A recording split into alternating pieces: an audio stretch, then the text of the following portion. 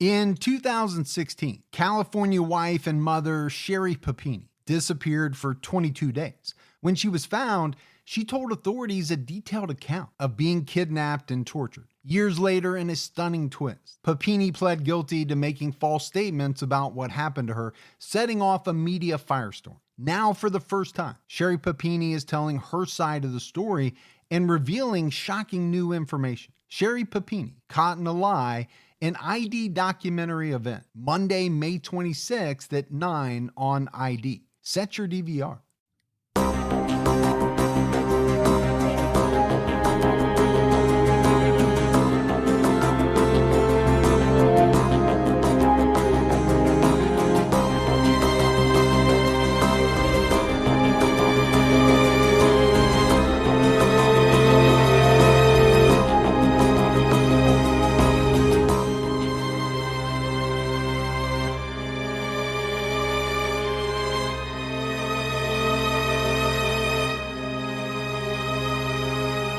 Hello, everyone, and welcome to episode 245 of the True Crime All the Time podcast. I'm Mike Ferguson, and with me, as always, is my partner in true crime, Mike Gibson. Gibby, how are you? Hey, man, I'm doing good. How about you? I'm doing great.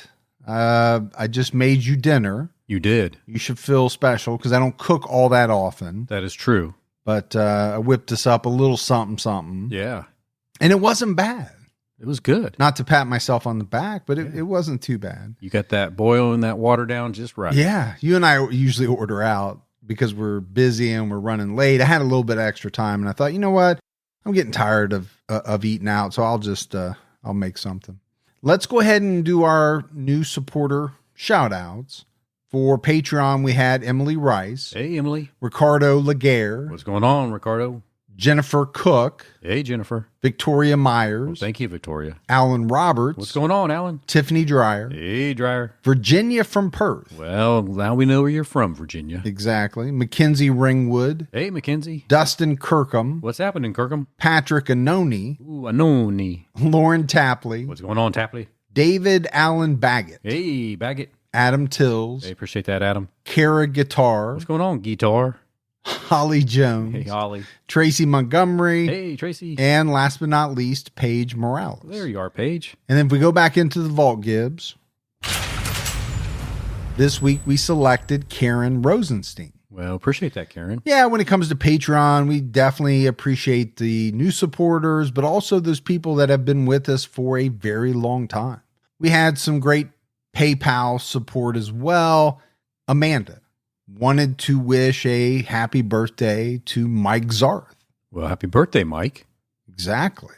We also had Melanie Owensby. Hey, Melanie. Judy Larson. What's going on, Judy? Dana Mackey. Hey, Mackey in the house. And Megan Ross. Well, appreciate that, Megan. So thanks to all of you as well. So Gibbs, we have an episode out right now on True Crime All the Time Unsolved. We're talking about the mysterious Mr. Cruel. We're headed to Australia. Actually, both of our cases this week, we're headed to Australia, and that's pretty rare. It is rare. TCAT and TCAT Unsolved. And both of these cases are fairly well known. You know, this Mr. Cruel case, you're talking late 80s, early 90s. You've got a child abductor and rapist who was very scary. You know, snatched kids right out of their homes, right? Sometimes with their parents in the house. Yeah, he didn't care. No, it's very scary stuff. But it's a good episode. Definitely make sure you check that out. All right, Gibbs, are you ready to get into this episode of True Crime All the Time? Man, I'm ready. Again, we're headed to Australia to talk about serial rapist and killer Peter Dupas. He's currently serving a life sentence for the murders of 3 women. But I'll tell you right now, to me, there's no doubt. His victim count is definitely much, much higher. Yeah. And we'll get into why we think that and all that. Peter was born into, you know, a normal family. He had a pretty normal childhood. But for whatever reason, he developed an inexplicable hatred for women. This hatred caused his crimes to escalate from sexual violence to murder. And I think Peter's case, you know, like a lot of the cases that we do, but, you know, maybe especially this one, kind of brings up that question. You know, why or how do some people become or develop into serial killers? With Peter, you kind of have this added element of, what was the motivation? What motivates somebody with seemingly no history of abuse or trauma to kill others? We've had a few like this where, they had what we would all consider to be fairly normal childhoods. Now, we've had a lot where the killer's childhood was something you wouldn't wish on your worst nightmare. We've had a lot of those. Yeah, we certainly have our fair share of those. Yeah, and I think, professionals would look at that and say, okay, here's a bunch of signs or a bunch of things that may have triggered this person or set them down the path of becoming a killer. Yeah, we're not going to see that here with Peter Dupas. The psychologists and detectives who studied him agree that, obviously something abnormal has taken over his rational mind to make him incapable of controlling his violent urges, as I believe happens with a lot of killers. Now, the one thing I always wonder about is, Gibbs, how many people have violent urges? I think the number is probably a lot higher than we'd like to think. Oh, for sure. But how many people are able to control them? It doesn't get, the better of them.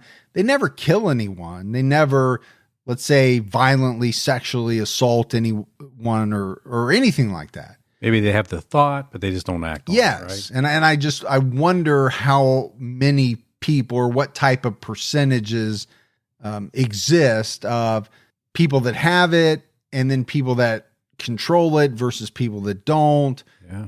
It would probably be really scary to us if we knew for sure. Need something like that Tom Cruise movie. Minority Report? Yeah. I knew you were thinking about that one. Yeah, there's no way to know, right? You're not going to put out a questionnaire that has a question on it of, do you have these type of violent urges, yes or no? No, people are not going to answer that question. Never. Peter Norris Dupas was born in Sydney, Australia on July 6, 1953. His family moved to Melbourne when he was a baby.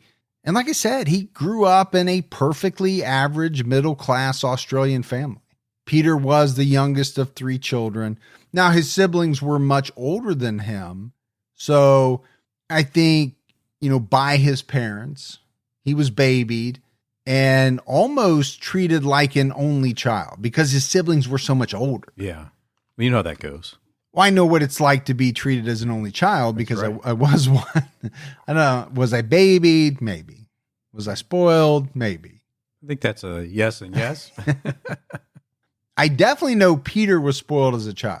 He later told a psychiatrist that his mother was overprotective and his father was a perfectionist.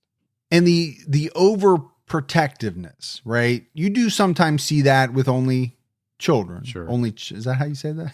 With an only child. Right. Let me say that. You also, I think, see it with the baby of the family sometimes. Let's say you've got 2 or 3 children. Okay.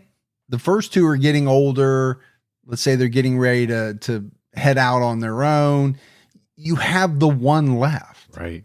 And, a lot of parents, that's tough to think that, okay, this one's going to leave too. And then what? We're by ourselves. Yeah. So, does something kick in where you're a little more overprotective? You baby them a little more. I don't know. I think with us, we have 2. And I think if anything, we've let the second one get away with a heck of a lot more than we let the first one get away with. Oh, I'd have to agree. Yeah. Okay. With yours. Well, you don't have to say it like that, but but I would say most people do baby their last. The baby. Yeah, the baby. Yeah, I think that's somewhat natural. People like me that are the middle kid, nobody cares about you. Yeah, I know. You said it so quick too. Yeah, you're right. Oh, you've told me that many times. No, just you're getting beat up by the older brother, and then the younger brother's getting all the attention. It's tough. Yeah, it's tough on the middle child. Yeah, raise the lights. That's what raise up lights. Raise the razor blades. Raise the lights. Raise up lights. Razor is blades. supposed to be razor blades. Oh. This is going. You just brought something up that's going back to our Patreon. I know. Episode Out of the this blue. week. Out of the blue. Yeah. Nobody's Sorry. going to know what you're talking about. No. Now, the one thing in the research that came up, though, was that Peter felt as though his parents made him feel inadequate.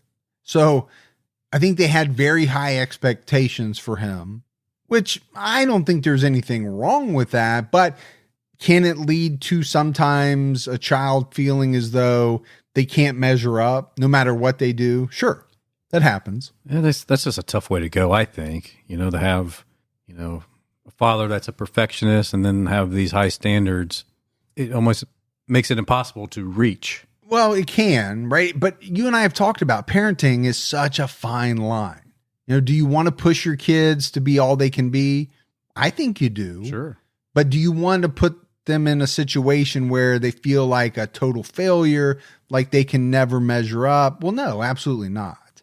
But so you have to figure out that balance. You got to strike that balance, and it's not the easiest thing in the world to do. You got to know when to push, when to pull back. It's a little bit of a dance. None of Peter's immediate family had a criminal record, and I couldn't find any evidence that Peter was ever abused at home. In high school, the other kids nicknamed him Pugsley after the character from the Addams Family TV show. I don't know if that's a good thing. Well, I don't think it was. I think what they were doing was bullying him, making fun of him for being overweight. Was he wearing Huskies? I don't know, but he was definitely getting bullied. Sure was, yeah. I myself was not Slim Jim the Raindrop Dodger when I was little. So I caught a little bit of that. Yeah. And it's not fun. It's not easy to, deal with day in and day out. As I got older, I started playing sports and all that, and I slimmed down. Now I've kind of regressed and I'm going the other way, but some of that's just old age. And some of that is I don't like to exercise. You just don't. I don't. Yeah. The Herald Sun reported that a psychiatrist described teenage Peter as a loner, said he was caught in an emotional conflict between the need to conform to the expectations of his parents and the unconscious urges to express his aggression and his developing masculinity. Interesting. It's a mouthful. There's a lot going on there. There is. I think the most important part here is that as a young teenager, Peter started committing violent crimes. This is very early on in life. He had already developed a strange obsession with stabbing women. This is not good. It's not good.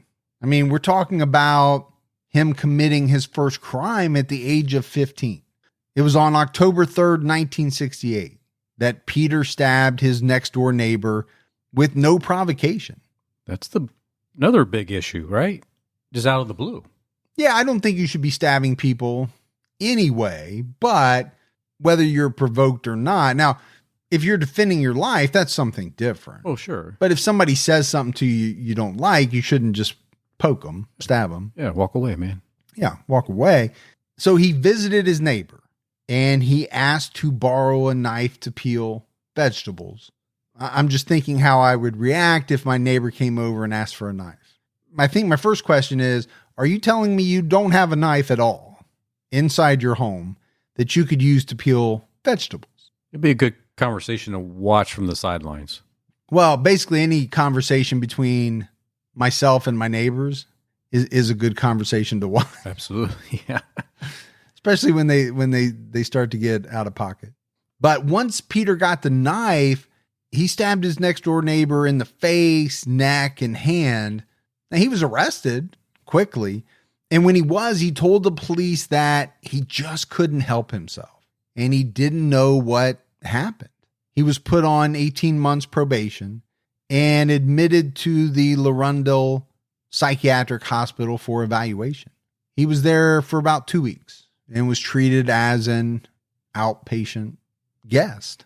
I don't know if guest is the right word, but when you're an outpatient to me means you're coming and going. Yeah.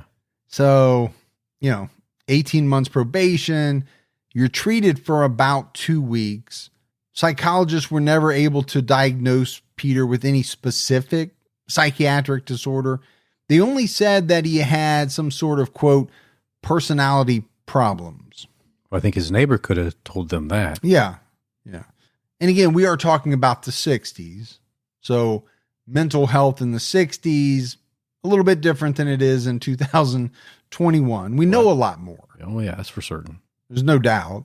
But could you imagine being stabbed in your neck, your face by your neighbor? With your own knife that you just gave him. And then to find out that they didn't even lock him up. Well, he was only 15 years old. Yeah, but... So, I mean, what can you really do to a 15-year-old? No, man. But still, do you have to walk out every day and know that he's... Yeah, because he's going back home. Yeah. He's going to live right next to you. Yeah, he's there. So I think for the victim, that's a very fearful situation. So I get you there. I get what you're saying.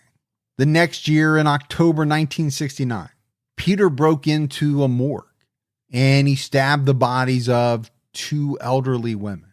Now, this incident wasn't discovered and wouldn't be until later on when he was an adult. But let's analyze this for a minute. This is a guy or kid, I should say a kid. He's probably 16 years old at this point. This is a kid who's having very violent fantasies. They're already past the point of fantasies. He's taking them into reality. This time, though, he chooses to carry those fantasies out against people that are already dead. Yeah. Is it better? I guess you would say it's better than stabbing a person that's alive. Yeah. It's slightly better, right? It's not great, though. I mean, these people had families. Who wants to see let's say their grandmother violated post-mortem? Nobody.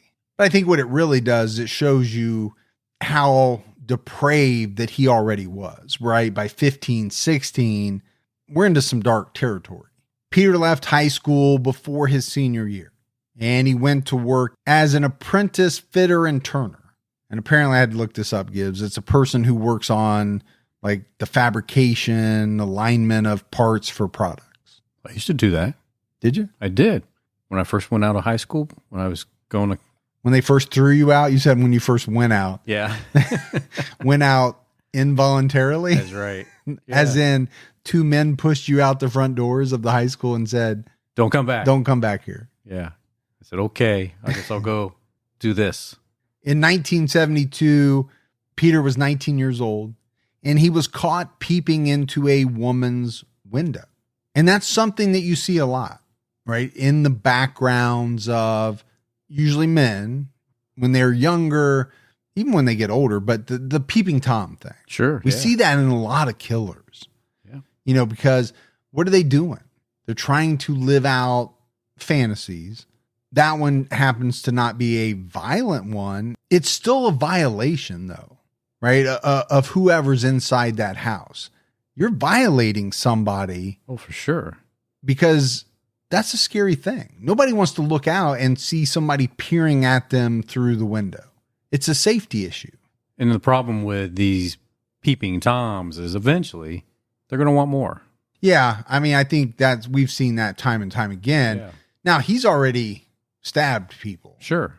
A lot of times we see it as the peeping Tom is kind of the start. Right.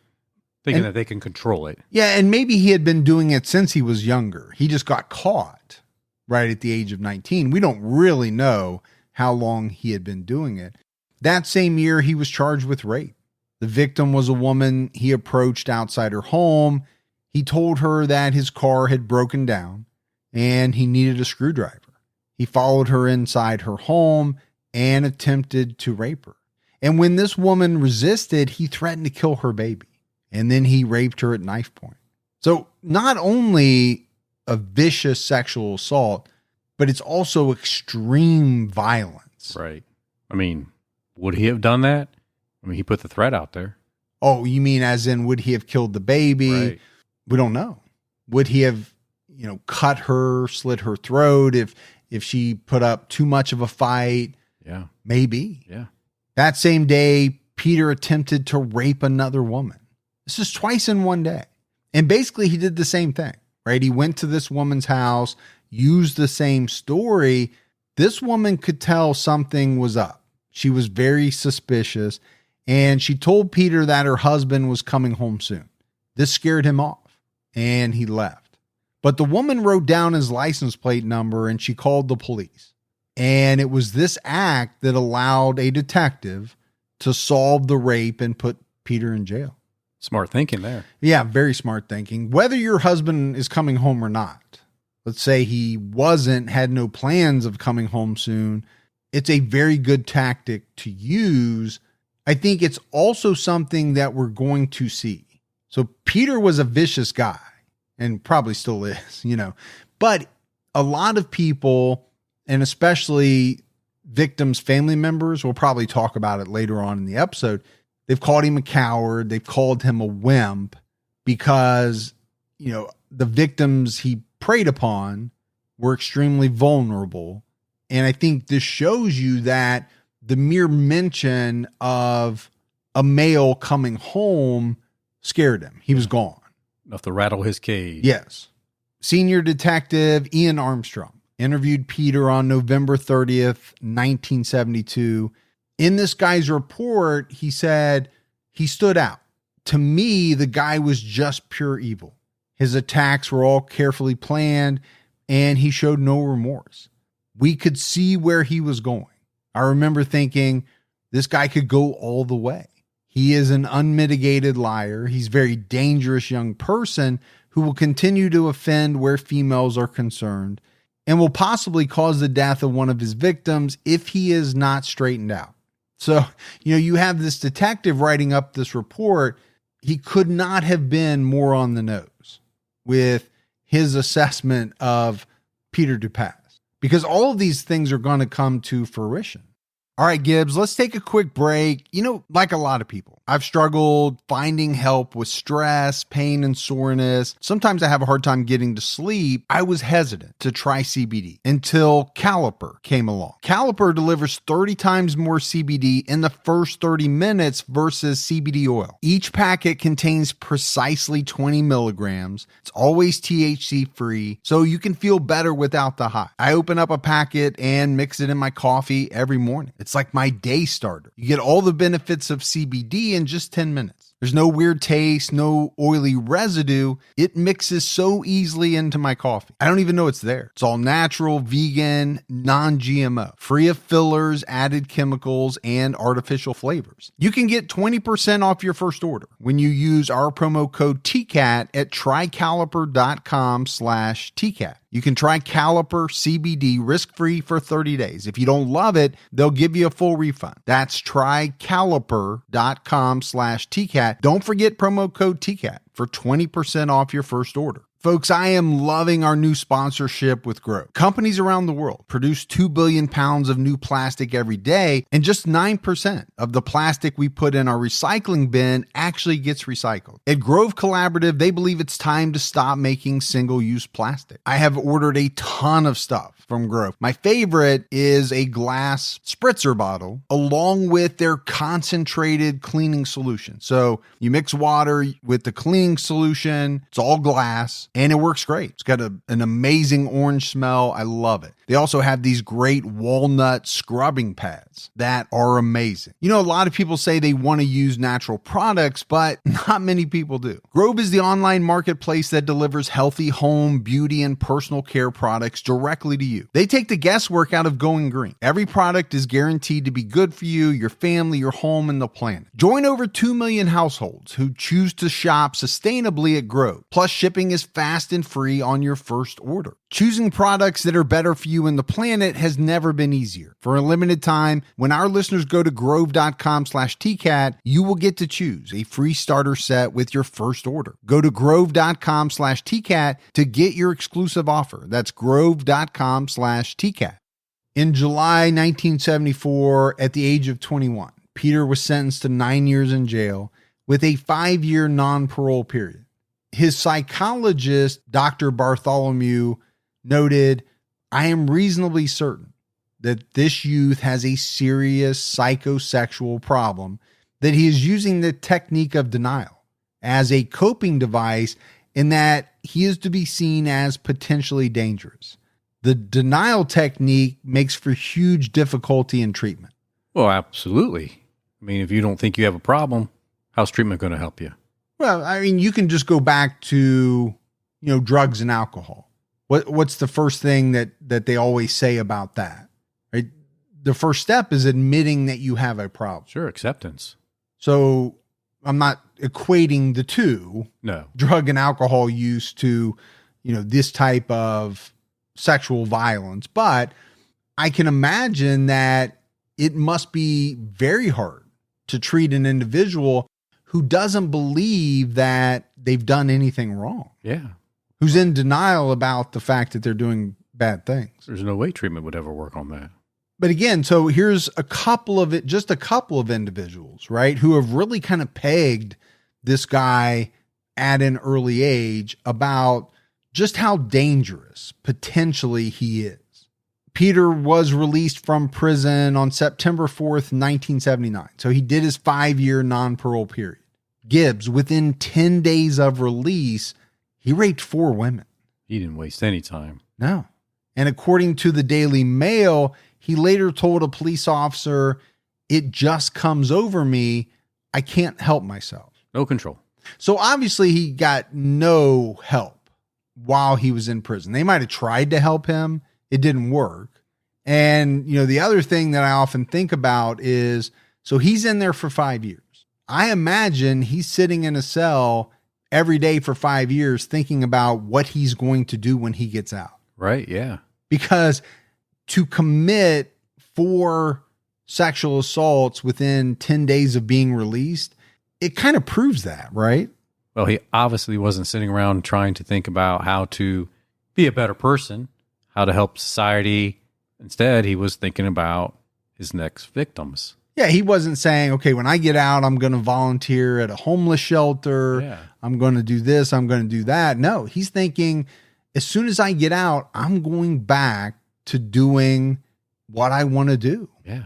Now, is it what he wants to do? Is it an uncontrollable urge? I don't know. We may visit that topic as we go along. In February of 1980, so again, he had not been out, right, for very long at all. Peter was sentenced to 6.5 years with another 5-year minimum. A 1980 report says there is little that can be done in Dupas's favor. He remains an extremely disturbed, immature, and dangerous man. His release on parole was a mistake. I don't think it takes a rocket scientist to figure out that if somebody committed 4 very heinous rapes 10 days after they were released, okay, yeah, we made a mistake. Sure you did. We shouldn't have let this guy out on parole. And what the next parole board should do is read that report. Yeah. Or maybe just take into account everything that keeps stacking on top of each other. Yeah. That's the problem you and I often have in some of these episodes. It doesn't seem as though they do. To me, at a certain point, do you make the decision or come to the conclusion that someone is so dangerous, they're beyond help, you've tried to help them, they don't want to be helped. They just want to hurt people. I think they should have made that decision with this guy, especially after his next release. Yeah, Peter was released again in February 1985. Again, he did the 5-year minimum. So he's done 10 years already. Within a month, he raped a 21-year-old woman who was sunbathing on the beach. He followed her. He held her on the ground at knife point and raped her. When he was arrested, he told the police, "I'm sorry for what happened. Everyone was telling me I'm okay now. I never thought it was going to happen again. I only wanted to live a normal life." I mean, right there, this man has some serious problems. And if they just would have looked at his history, I just think there was a rush to get him out of the system. Because he'd done his minimum. Yeah. Well, my question is, do you believe what he told the police? Do you believe that he really thought he was okay? Do you believe that all he wanted to do was live a normal life? There's a part of me that can't. Yeah. There's a part of me that thinks, no, he was sitting there the whole time thinking, all right, I'm about ready to get out. Where am I going to find my next victim? But even the last time he got out, he was saying that it just kind of comes over him and that he can't help himself. Now he's like, look, everybody was saying I was okay, and I'm not okay, if you believe him. Well, I'll say this. I don't believe the first part. I believe the last part where he was not okay. Obviously, he wasn't. What I'm questioning is whether he really thought he was okay, got out, and then just could not control the urges, or if he knew all along that he wasn't going to be able to. And it was just a matter of saying whatever he had to say, manipulating whoever he had to manipulate to get out. And I think a lot of these killers do that. They're very manipulative. They're very good at it. Oh, they're extremely good at it. So in June 1985, he received a 12-year sentence. This time, 10 years, no parole. Well, good. He needs more time, but they also need to, if he really has a problem, they need to work on the problem. Well, I got the sense that they were. I got the sense that he was getting help during these stints in prison. You know, he's saying, hey, everybody's telling me I'm okay now. That kind of leads me to believe that he was going through some type of therapy. He was getting some help. But is this a guy who can be helped? And I think the answer becomes quite evident. No. In 1987, while in prison, Peter married a woman who was 16 years older than him. Mental health nurse Grace McConnell told the Herald Sun Peter was non-sexual. He was very timid around women. She viewed herself as more of a mother than a wife. She said he insisted that he was in love with me and that with my help, he could come out of himself and become a normal person. She agreed, saying it wasn't out of any type of particular love for Peter, but from a sense of responsibility to helping him become a useful member of the community. She said he was two people living inside one shell. One was kind and gentle. The other was pure evil, but I never knew. See, the problem I have with that, well, you had to know he's evil because that's why he's in prison. I mean, the things that he did were pure evil. Yeah. I mean, and the fact that you married him, I'm assuming you thought he was kind. Why would you marry somebody that's not kind? I guess what I took away from it was, you know, her saying, I didn't really love this guy, but I felt as though I needed to help him. All right. Well, then help him. Why marry him? Well, that was what I was thinking. Did it require marrying him to help him? And maybe it did because, you know, she, as far as I know, I don't know if she worked there or not, but maybe she thought on the visits, being a mental health nurse, she could do some good. Yeah. I still always have a hard time with understanding why women want to marry guys in prison who have done very nasty, evil things. I get it. There's a fixer-up component. Sure there is. Yeah. You know, some people like a fixer-up in a mate. I mean, I think that's just been proven out. Right. Over time. I don't know if fixer-upper is the right word, but you know what I'm saying. I'm a big fixer-upper. Somebody that they can help, you know, somebody who needs help. Some people don't want that at all. They want their partner to have their, you know what, together. And exactly. I'm in that camp. I'm not really a fixer-upper Yeah. when it comes to anything. Houses, cars. I want my car to work. Same here. I want my roof not to leak. I can fix things, but I don't want to have to fix things. I'm right with you. Yeah. Peter was released in 1992. In January of 1994, he attempted to rape another woman. So apparently he wore a hood and carried a knife with him to a local park. Well, at least he had a couple years of behaving.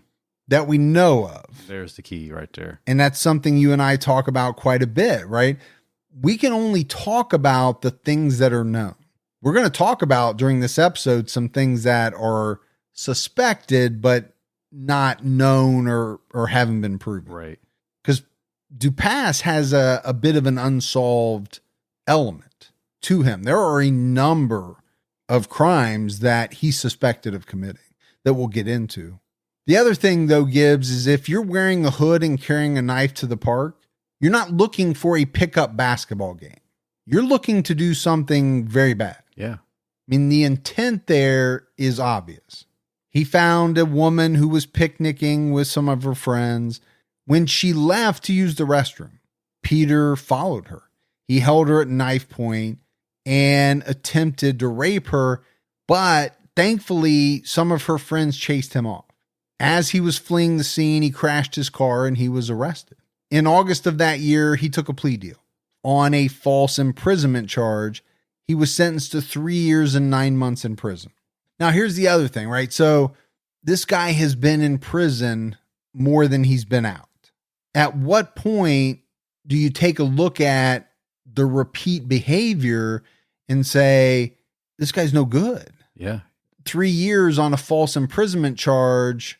Okay, I get it. That might be the norm. This guy's got a track record or a record a mile long, and he really wasn't there to falsely imprison somebody. He was going to rape this one. Sure he was, yeah. And his prison rehabilitation is not working. It's definitely not.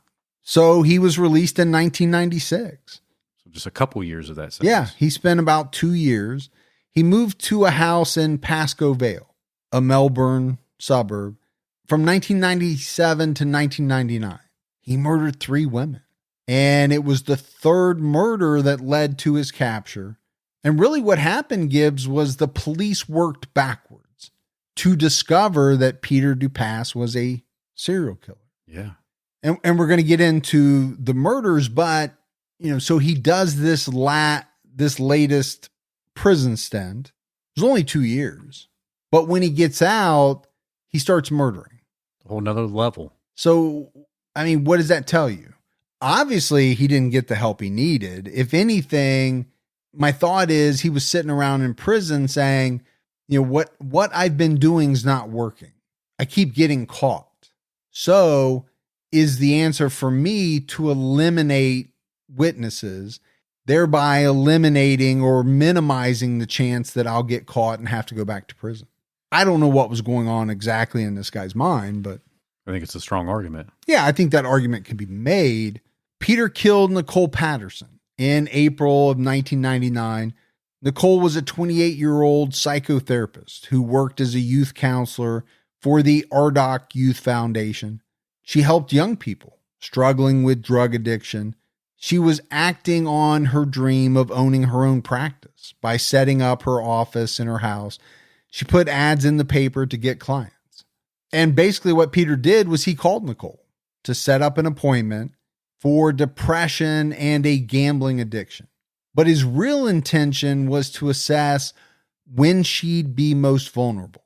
On August 19th, 1999, he posed as a client and he visited Nicole at her home office. And it was during this scheduled appointment that he stabbed her to death and mutilated her body. He stabbed this woman 27 times. Excessive? Very excessive. I think the thing, Gibbs, that this really shows me is how calculating this guy was, right? To go through all of this, searching for ads in the paper, finding his target, making an appointment, trying to scope out when his target was going to be the most vulnerable. There's a lot that went into this. This wasn't a spur of the moment thing. It was very calculated. 2 neighbors reported hearing a young woman screaming and a loud argument between 9 and 9:30 a.m. They assumed it was a domestic dispute. Later that day, Nicole's boyfriend couldn't contact her, and he became worried. That evening, Nicole's friend showed up to the house. Because Nicole failed to meet her at the restaurant where they were supposed to have dinner, so she drove over to check on her. She heard a radio playing, and she noticed that the front door was unlocked. When she went inside, she found Nicole's body in the front room of the house. Her friend thought that Nicole had taken her own life. And actually, when she made the call to police, that's the way she reported it. Yeah. She didn't know any better. No, I'm not blaming her. There's no way that she really could have known. When police and EMS got there, they immediately knew, though, that it wasn't suicide. They declared it a homicide Nicole was naked from the waist down. Her skirt was found in another room. She had PVC type tape all over her body, and Gibbs, her breasts had been cut off. Yeah, it's telling me that her friend probably didn't get a very close look at her. No, and again, you can't blame this woman, because I think if anybody walks in on a scene like that, and this is one of your very good friends, you're probably not processing it all that well. Distraught as can be. Yeah, so there's definitely no blame there. Nicole's handbag, driver's license, and her breasts were missing. The murder weapon and Nicole's breasts have never been located. Police noticed that it looked like Nicole was having some type of formal meeting with someone. She had a tray of coffee out, and the front room was set up like a professional consulting room. Police looked at her records, and they saw that she had a 9 a.m. appointment with someone named Malcolm. His phone number was written in the appointment log. The problem is the number turned out to belong to a student at a university named Harry. So police went to talk to Harry. That's going to be an awkward conversation. Sure is. But what they found out was that a man had approached him with some type of offer to use his phone number for money. And that was all Harry knew. Guy paid him to use his phone number. He didn't know the identity of the man. Luckily, Harry had a verified alibi, and so he was dismissed as a suspect. But it just tells you how calculating Peter was. Yeah, obviously this man was Peter Dupas. The police looked through Nicole's phone records, and they found out that Peter had called her 15 times over a period of about 40 days, using payphones, a home phone. When they looked into his record, not too hard to figure out, right, Gibbs? This guy was a serial rapist. So I think based on that, how many times he had called, the fact that he used this guy's number to make the appointment, they figured he was Malcolm. They had enough evidence to arrest him and interrogate him. Peter was arrested on April 22nd, 1999 at a hotel. He told police that he'd canceled his appointment when Nicole told him to work through his problems himself. He never showed up. Okay, I don't know how many therapists say, you know what, I don't really want to meet with you. Just handle your business on your own. Yeah, you should be able just to do some self-help. Yeah, that sounds hinky from the get-go. Officers also noticed a scratch on his face that looked as though it could have come from a human fingernail. Now, Peter said he got it while working on a shed in his backyard. He said a piece of wood hit him in the face. Well, I'm sure the police didn't believe that at all. No, they didn't. But, you know, those pieces of wood, you got to watch out for them. They're all over the place. They're come out. They swing themselves. Yeah. They'll hit you right in the face. A search of Peter's house found blood-stained clothing, PVC tape, a ski mask, newspaper clippings about Nicole's murder, and a paper that contained her ads. And it was determined that that PVC tape was the exact tape found on Nicole's body. In the trash can was a paper with his appointment time and location. The paper had the name Malcolm written on it and the matching phone number. So, I mean, we're gathering a lot of good evidence here. You know, the police are. It'll be hard to dispute that. Yeah, they also found a kit that contained gloves, condoms, and a mask. You know, just your normal kit that most men take with them wherever they go. That's right, man. Gloves, condoms, and a mask. I think if you're pulled over and in the trunk you have a kit that contains these items, you're suspect. Back then, what are you saying? Back now, what? Just with the COVID, people were like, well, okay, the mask. Well, that is true. And you're just very active, aren't you, buddy? You know? That's true. The mask thing during COVID is something I often think about. I just, I wonder how many people have taken advantage of the pandemic and the mask wearing to get away with certain things. Yeah. Crimes, stick-ups, robberies. I wonder how much of that is going on. Because, a lot of people just wear the face covering or the mask over your nose and mouth.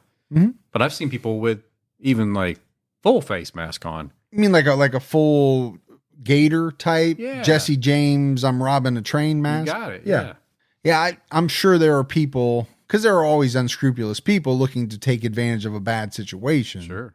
Hey, TCAT fans, if there's something interfering with your happiness or preventing you from achieving your goals, I'm here to tell you BetterHelp is there for you. I've used the service. It works. BetterHelp will assess your needs and match you with your own licensed professional therapist. You can start communicating in under 48 hours. This is not a crisis line. It's not self-help. This is professional therapy done securely online. The service is available for clients worldwide. You'll get timely and thoughtful responses to messages you send your therapist. Plus, you can schedule weekly video or phone sessions. And if you don't like your therapist, you can change anytime at no charge. BetterHelp wants you to start living a happier life today. Head over to their website. Read their testimonials that are posted daily. It's more affordable than traditional offline therapy, and financial aid is available. Visit BetterHelp.com/TCAT. That's better, H-E-L-P, and join the over 1 million people who have taken charge of their mental health with the help of an experienced professional. TCAT listeners get 10% off your first month at BetterHelp.com/TCAT. Don't let allergy season slow you down. Get common allergy meds for as little as $15 with GoodRx. So you and your family, pets included, can stop allergy symptoms before they start. GoodRx is free and easy to use. Just search for your prescription on the website or the app, compare prices, and get a free coupon to show your pharmacist. Save at over 70,000 local pharmacies nationwide, including Walmart, Walgreens, CVS, Publix, Kroger, and many more. Check GoodRx before every trip to the pharmacy to save up to 80% on both brand and generic medications. And did you know GoodRx rewards you for saving money too? Join GoodRx Rewards today and earn points every time you use a coupon. Remember, GoodRx is not insurance, but works whether you have insurance or not. And it could be your insurance copay price. I've been using GoodRx for years, and I can't tell you how many times I have saved money even with my insurance. Stop allergies before they start and save big on allergy medications this season with GoodRx. Go to goodrx.com/TCAT. That's goodrx.com/TCATT. Peter was charged with first-degree murder. Testing of a jacket found Nicole and Peter's DNA on it. Peter was also seen on CCTV footage from April 19th wearing the jacket. So again, this is a lot of great evidence. When they sat down and questioned Peter about the murder, he said his girlfriend was out of town and he was running errands alone that day. Okay. Is that believable? Not believable? Could somebody be running errands on their own? Sure. I do it all the time. Yeah. The problem is police don't have my jacket with a murder victim's DNA on it. So, it kind of blows your I'm running errands theory out of the water. Yeah, squashes it pretty quickly. Police learned that Peter's signature was to stab women and remove their breasts, something that would help them solve other murders in subsequent years. And we've already talked about it, right? Peter had 2 murder victims prior to Nicole, but at this point in time, those women's murders were unsolved. It took a comparison of evidence, police reports, and DNA for the police to put it all together and figure out that Peter Dupas was a serial killer. Peter killed 40-year-old Margaret Mayer in October of 1997. Margaret was a sex worker who Peter randomly selected and attacked. Margaret was described as a very gentle woman. People in her community, they had a lot of nice things to say about her. They liked her a lot. Margaret was struggling with drug addiction, and she turned to sex work as a way to make money. She was last seen alive at a supermarket at 12:20 a.m. on October 4th, 1997. Her body was found under a cardboard box at 1:45 p.m. by a man who was collecting aluminum cans with his wife and children. What a shock to find that.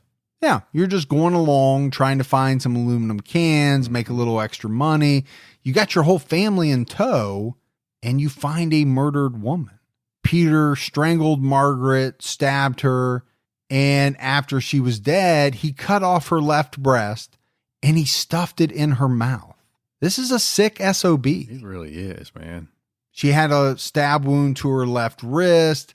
She had bruising on her neck and blunt force trauma to her head. At the time, Margaret's murder case went cold very quickly. You know, it's been said, Gibbs, that a lot of that had to do with her line of work. So maybe they didn't investigate it as well as they should Yeah, have. the thought is police just didn't put all that much effort into the investigation because of what Margaret did for a living. They were only able to solve her murder after Peter was arrested for killing Nicole. And what I found interesting was that Margaret and Nicole were the only murders in Australia during that decade where the women's breasts were removed. Well, that's helpful to the police, to the investigators. Well, I think it linked him, right? That's a very specific type of signature for a killer. Now, testing of a wool glove from the crime scene later was found to have his DNA on it. So that sealed it up. That kind of sealed it up. But when Margaret was killed, Peter had been out of prison for just a little bit over a year. And by that time, he wasn't under parole supervision. And he was already serving his life sentence for killing Nicole when the police charged him with Margaret's murder. You know, pretty easy for them to get a DNA sample and confirm that it matched and all of that. Peter also killed 25-year-old Mersina Halvagas on November 1st, 1997. Mersina went to Faulkner Cemetery to clean her grandmother's grave. And it came out, Gibbs, that Peter was there at the cemetery with the express purpose of stalking women and maybe also to visit his grandfather's grave, which wasn't all that far from Mersina's grandmother's grave, but I'm leaning towards the former. Well, I think you're right, because he liked to stay at the hotel opposite of the cemetery. Just to see how many women came and went. Yeah. You know, if you think about it, and this is kind of ominous, but a lot of people go to the cemetery alone, Mm-hmm. you know, to visit with a loved one who's passed away. Sometimes that's a very personal thing. And they're vulnerable at that moment, too. Well, and that's where I was kind of heading, right? If you're a woman going to a cemetery alone, that can make you very vulnerable. It's not like cemeteries are always packed with people. And if Peter's looking from the hotel and again, being very calculating and looking to see who's coming and going, what time of the day is the most busiest on this day, that day, he's putting in a lot of work. He spotted Mersina alone at the gravesite, and Gibbs, I think he saw it as a perfect opportunity to take another victim. Mersina was killed sometime between 3:45 and 4 p.m. Her fiance, Angelo Georgievsky, was worried when he couldn't find her. She drove his car to the cemetery and didn't return. In the early morning hours of November 2nd, he and Mersina's father went to the cemetery and found her body lying between two headstones. She was stabbed over 30 times. She had stab wounds to her knees, neck, and her breasts. The police believe she was attacked while she was kneeling at the grave. So again, talking about being vulnerable. Obviously, there's no one around. Nobody witnessed this attack. No, this is during the day. You know, depending on the layout, some of these cemeteries can be pretty big. Yeah. And some parts of them can be secluded, maybe away from the road, from passing cars, all of that stuff. But this guy's just a monster. Yeah. Well, you know, pure and simple. Now, there were witnesses who saw Peter wandering around the cemetery. There were a number of women that later told police how he made them feel very uncomfortable. One woman even provided the police with a sketch of the suspect. Again, you got to remember, they don't know it's Peter, right? At this time, these murders happened before. It was after Mersina's murder that Peter made some efforts to change his appearance. He also sold his car to a coworker in December of 1997. The car was crushed for scrap metal, so it was never examined for evidence. The police interviewed over 1,000 people, but they couldn't figure out who killed Mersina. Her murder was unsolved for years, and her parents pushed for a $1 million reward, but it took them almost 10 years to get the answers that they were searching for. So a little different, right, Gibbs? We started with his third murder. Right. The murder that ultimately led to him being caught, and then we went backwards in time. The jury for Peter's first trial only took about 3 hours to convict him. He was sentenced to life in prison with no parole on August 22nd, 2000 for the murder of Nicole Patterson. The judge said that his chances of rehabilitation were, quote, so close to hopeless, they can effectively be dismissed. So he's basically saying this guy's incorrigible. Yeah. No hope for him. There's no hope that he's ever going to be redeemable and become a contributing member of society. So we're going to throw him in prison and throw away the key, essentially. Peter appealed in August 2001, but that appeal was dismissed. While he was in prison in the early 2000s, Peter met an ex-lawyer named Andrew Fraser. They became friends, working in the garden together. They were considered the jail's odd couple, which it is pretty odd, right? You got a former attorney and a serial killer. I think the name fits well. Andrew was in jail on drug charges. They served time in prison protection with 35 other inmates. They ran the vegetable garden. They enjoyed watching gardening shows on TV. Essentially, the way I understood it, Gibbs, was that Peter somehow transformed his obsession with killing into an obsession with gardening. Yeah, to the point he threatened prisoners who tried to steal any of his vegetables. And he beheaded mice he caught in his compost heap. He's serious about his garden. Well, he's more serious about that compost heap. While these two men worked together, Peter confessed a lot of information to Andrew Fraser. In 2002, Peter sought him out for advice. He'd been interviewed about Margaret and Mersina's murders, and he asked Andrew what he should do.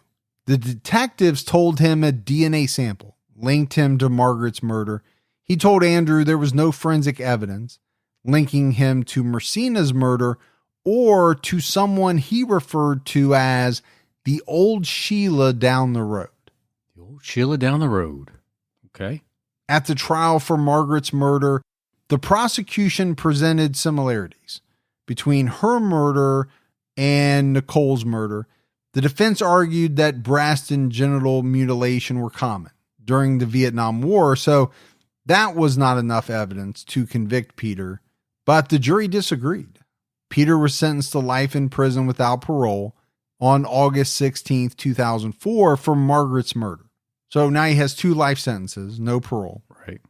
A psychologist named Ian Joblin released a report saying Dupas attacked the women to fulfill fantasies of conquest and control. For him, the actual assault has not lived up to the fantasy which preceded the assault and is seen at times as disappointing. He does not feel reassured by either his performance or his victim's response and must find another victim, in his mind, this time the right one. So basically he's saying this is why he feels the need to repeat these attacks, because he's not getting from them what he thinks he should. I'm paraphrasing, but that's the way I'm taking what this psychologist is saying. Peter appealed in July 2005 to the Victoria Supreme Court. That was dismissed. A 2006 inquest into Mersina's death was adjourned when Peter's lawyer said there was only circumstantial evidence against him. The police got permission to interview him in prison in September of that year. It's not known what Peter said in the interview, but on September 11th, 2006, he was charged with murdering Mersina after Andrew gave the police some information. Must have been some good information. Well, apparently, Peter and Fraser were walking around the garden when another prisoner approached him and yelled at him, saying that he killed his cousin Mersina. Peter asked Andrew, how could this guy know what I've done? Andrew said he found a homemade shank in the garden a few minutes later, and he called Peter over to inspect it. Peter picked up the knife and apparently whispered, Mersina, Mersina. Okay, that's freaky. It's a little chilling. Mm-hmm. Then Peter told him there was no DNA at Mersina's crime scene. Now, for Andrew, he got released 2 months early for giving information to the authorities. And it was on December 12th, 2006, that Peter was ordered to stand trial for Mersina's murder. In July of 2007, the trial jury was dismissed because of a legal technicality, but the trial continued. One of the witnesses against Peter was Andrew Fraser. He testified that Peter had confessed to him. The prosecution presented all the evidence, witness statements about Mersina's murder, and Peter was found guilty on August 9th, 2007, and he was sentenced to a third life term. Stacking up. They're stacking up against him. But later that year, he appealed this third conviction and won. The court ruled that the directions of the judge were inadequate and that Peter deserved a retrial. That retrial began in April of 2010. He was convicted a second time. ABC Australia reported that the judge described him as, quote, a psychopath driven by a hatred of women. I think that's pretty safe to say. I think so too. His final appeal failed. So in the end, he got 3 life sentences with no chance of parole. You know, he is considered one of Australia's most notorious serial killers, sexual predators. I think a lot of people thought Peter Dupas would be forgotten in prison. But in 2017, there was a suppression order for the media that forbade them from talking about Peter's case at all. He had a pending charge, and the jury wasn't allowed to know he had killed 3 women in the 90s. And I guess this was a very serious suppression order. One reporter had to apologize to the Supreme Court for calling Peter a serial killer on the air. So as we get into this new charge, Gibbs, it came about because Peter has 3 other suspected victims. We talked about this right up front. Sure. Right? There's what is known. There's his known victims and his known murders and sexual assaults. Those are horrible. But there are other crimes that police believe Peter committed. The first victim was a 95-year-old woman named Kathleen Downs. Kathleen has been described as a sweet woman. She had been a widow for over 30 years. After her husband died in 1964, she lived at home until she had a stroke, and then she had to go into a nursing home. All the staff and the other residents loved her. They considered her basically the matriarch of the facility. But Kathleen was murdered in her bedroom at the nursing home in the early morning hours of December 31st, 1997. She was stabbed in the neck and her throat was cut. Her killer used bolt cutters to sneak in through a kitchen window. Kathleen's bedroom was the closest to the fire escape, which is why he picked her room. At 3 a.m., one resident was lying in bed when she saw her door slowly creeping open. She screamed and the door shut. Around the same time, another resident reported hearing a door opening and blinds rattling. He was pretty active, it sounded like. In looking for a victim. The staff noted that Kathleen was asleep at 12:30 a.m. A manager of the facility found her body at 6:30 a.m. She was laying on her bedroom floor in a pool of blood. But I said this happened in 1997. It wasn't until years later that investigators suspected Peter Dupas. Her injuries were similar to the other victims. Apparently, the offender called using a fake name, which we know Peter had done previously. He had also previously assaulted elderly women. Kathleen, Mersina, and Margaret were all killed in close proximity to each other. And Kathleen's murder occurred less than 24 hours after Peter visited his mother. His mother also looked similar to Kathleen, and police think Peter killed her because she reminded him of his mother. So Peter made 2 calls to this nursing home in late November of 1997. He apparently used the alias William Johnston and pretended he was making an appointment to tour rooms for his mother. He didn't show up to either of these appointments. A November 27th appointment record says William Johnston to see room, no show again. So again, very reminiscent of what he did in the murder of Nicole Patterson. Yeah, really it is. Right? Used a fake name, bogus number, made an appointment.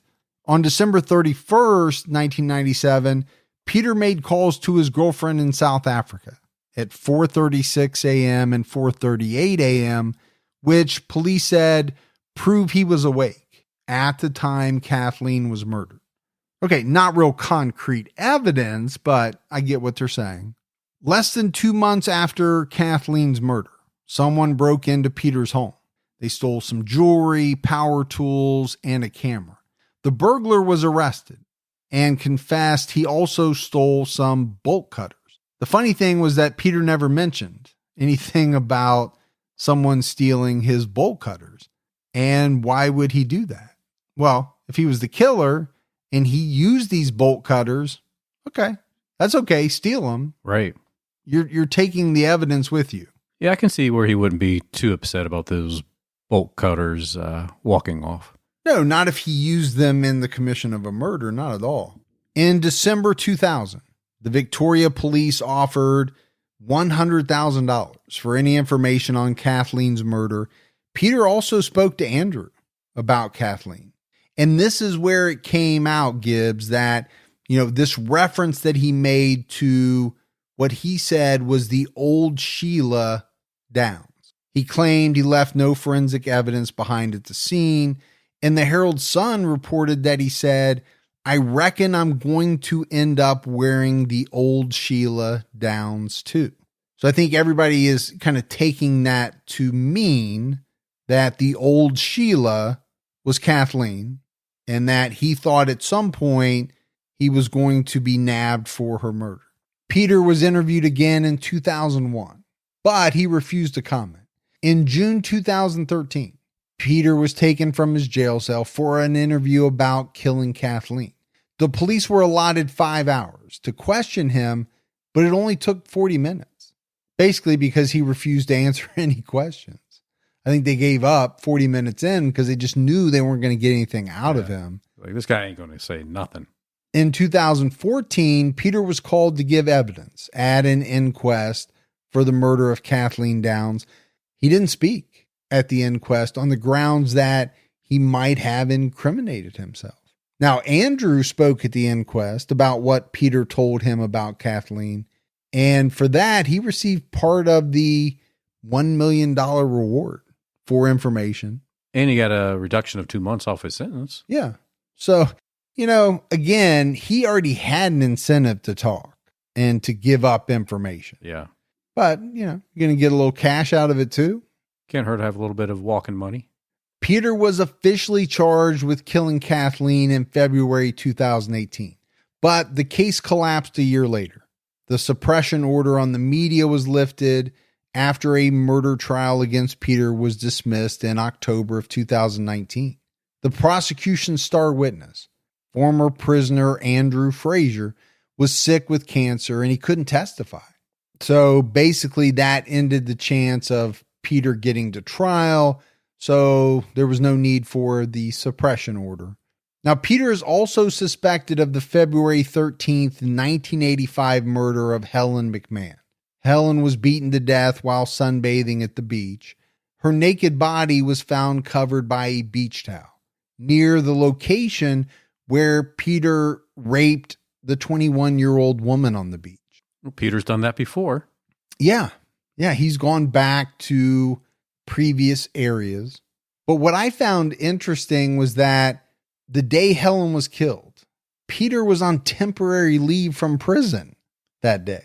Yeah, I'm not a big fan of that. Of the temporary leave, I'm not either. We've seen that in a number of cases. It happens in a number of countries. It's something we're not used to really all that much here. I'm not saying it doesn't happen. I just don't think it happens with nearly the same frequency that it does in other countries. Police believe Helen was Peter's first murder victim, but her murder remains unsolved. He's also suspected of killing 31-year-old Renita Brunton. In 1993, her murder remains unsolved as well. Renita was attacked in the kitchen in the back of the secondhand clothing store she owned. Gibbs, she was stabbed 106 times. So there's extreme, and then there's this, right? This is over the top. I mean, we've done a number of stabbing cases, and I know there have been some very, very high numbers. I don't know. Have we had a number this high 106 times? Maybe we have. I just can't think of it. But obviously, there's no reason in the world to have to stab somebody 106 times. Now, do you need to stab somebody at all? No, I get that. But for a killer, even to go to that extreme of 106 stabs, there is something going on. They are angry about something, and they're going way over the top to get that anger out. Well, this is above normal rage. Well, hey, if you know anything about this murder, there is $1 million reward for any information about the case. And again, we keep going back, these Australian cases. They do not mess around over there when it comes to reward money.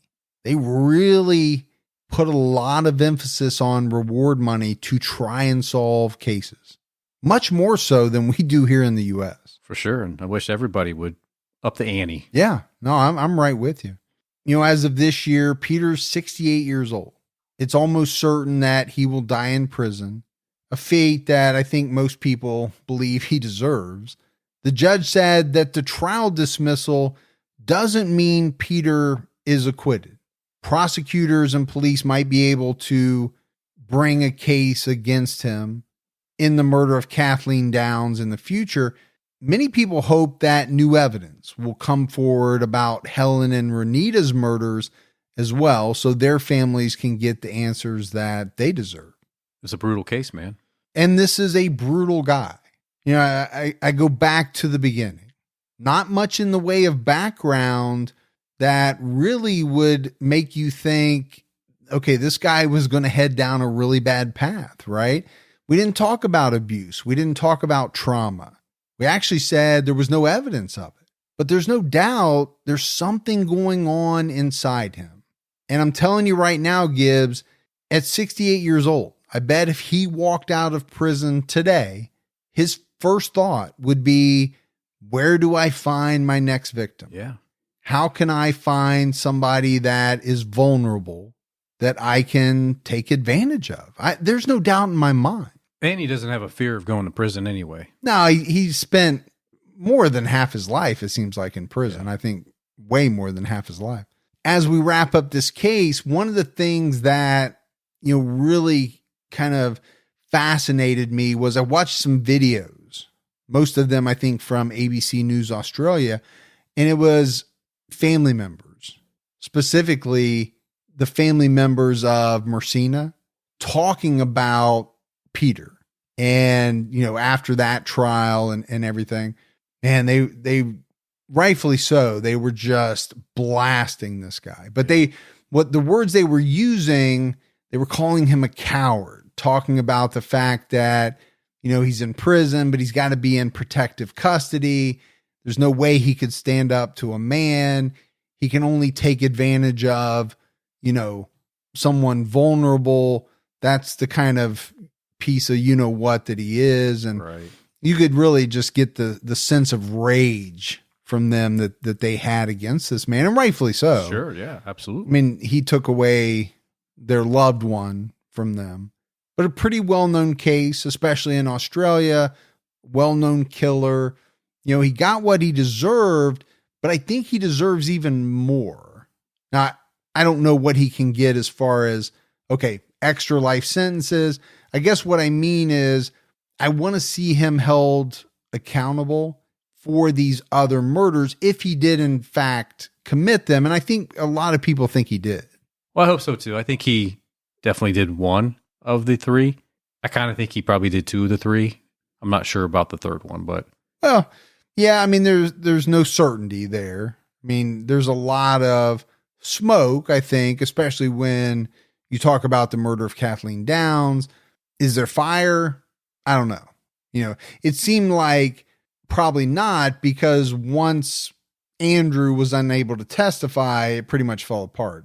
Yeah. That tells me they didn't have really anything more than the testimony of his jailhouse friend. But that's it for our episode on Peter Dupas. Definitely a vile individual. There's no doubt about that. We got some voicemails, Gibbs. You want to check those out? Let's hear them. Hi, Mike and Gibby. My name is Stephanie from Long Island, New York. I've listened to you guys for about 2 years now, but this is the first time I'm calling. I wanted to wish you both a happy belated birthday. Not only that, but I wanted to give a big shout out to the best big brother in the world. His name is Kevin. I actually turned him onto your show, and he's obsessed. We both love you guys, and I actually just wanted to leave this voicemail as a surprise for him to let him know that I actually signed him on for Patreon. I hope he loves it. And also, I just wanted to say, that I really enjoy what you guys do, and I look forward to your podcast every single week. It kind of sucks that I'm caught up, because then I have to wait a whole week for the new episode. But thank you for what you guys do, and I love you guys. Stay safe and keep your own time ticking. Oh, that is awesome voicemail. And what a cool little sister act. Yeah, what a great gift. Right? To sign her big bro up for Patreon. That's really cool. I actually don't know if we've given him his shout out yet. So maybe we have. I'm sometimes late with the voicemail, so you never know. Yeah. So we're also sometimes late with the Patreon names, but we appreciate the voicemail very much. We do. Hi, Mike and Gibby. This is Alyssa. I'm originally from Napoleon, Ohio, which is a small town in northwest Ohio.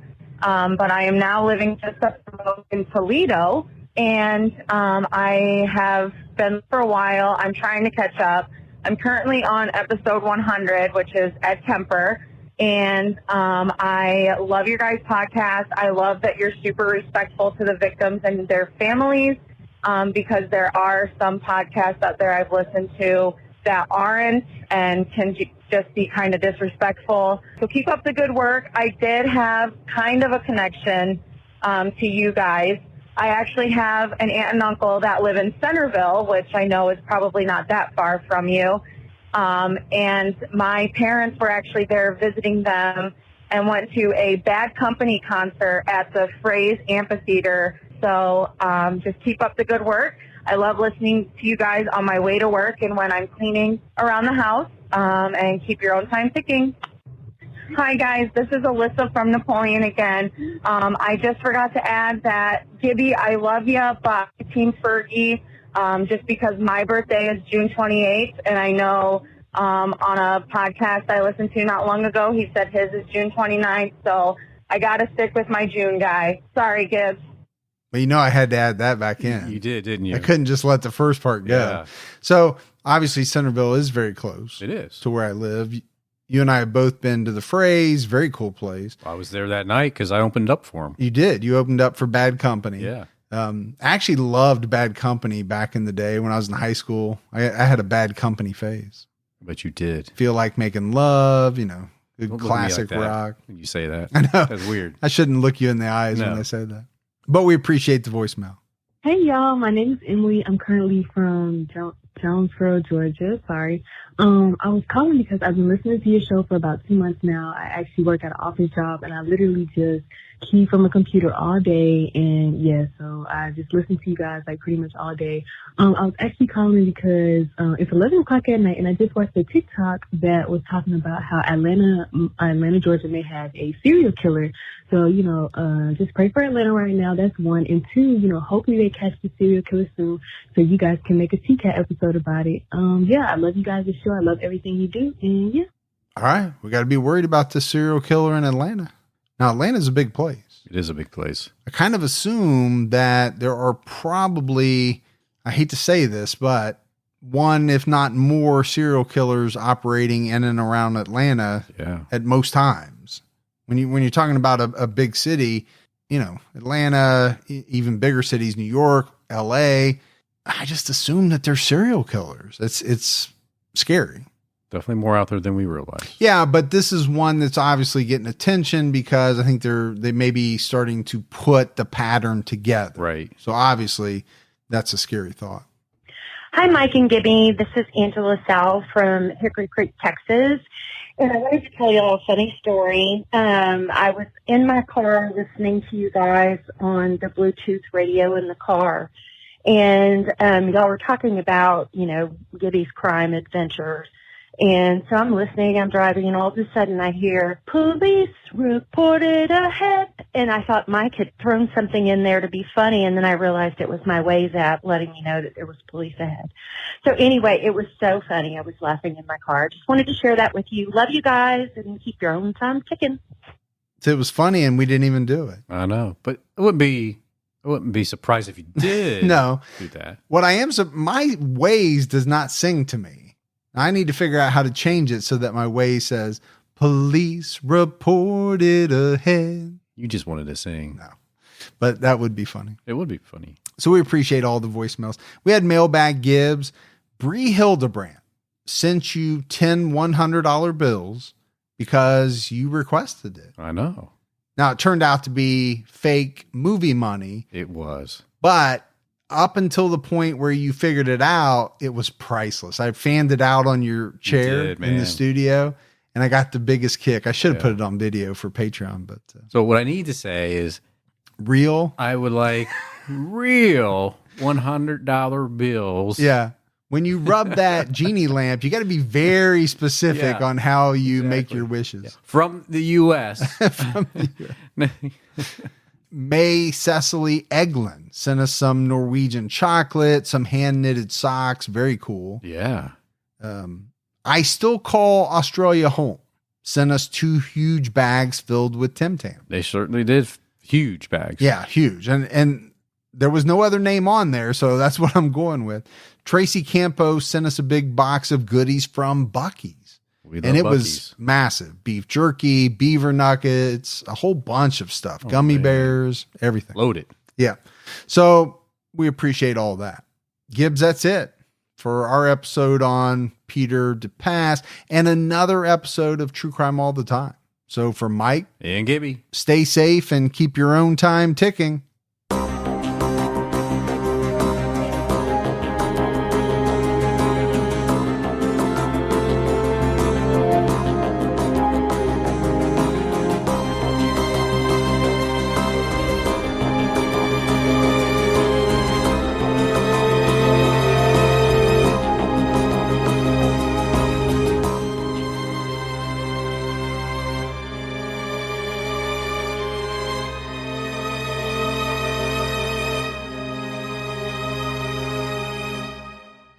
How did the internet go from this? You could actually find what you were looking for right away, bang, to this? I feel like I'm in hell.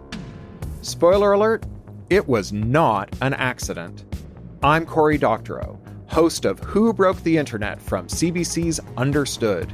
In this 4-part series, I'm going to tell you why the internet sucks now, whose fault it is, and my plan to fix it.